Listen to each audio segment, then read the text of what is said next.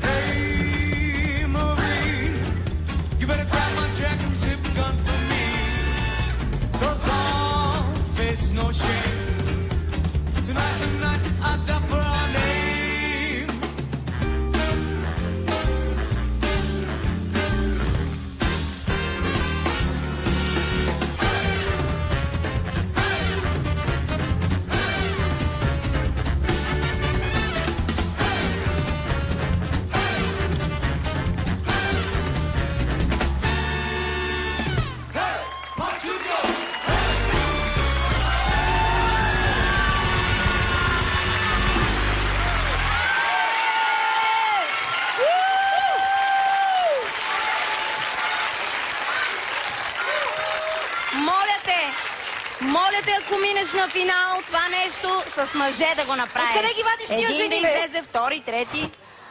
Това специално, не, едва ли е специално за полуфиналите, защото това е сложно и сигурно години ти коства този номер да го направиш. Не, точно този номер подготвих специално за полуфинал. Благодарим ти за благодарим ти. Маги, трябва да почнем с теб задължително. В шоу-бизнеса, нали знаеш, има едни максими такива приказки, че дори да не се справиш много добре, когато имаш блестящ финал, тогава със сигурност публиката е твоя. В твоя случай ти се справи добре през цялото време и удари страхотен финал. Браво, приятели! Страшно!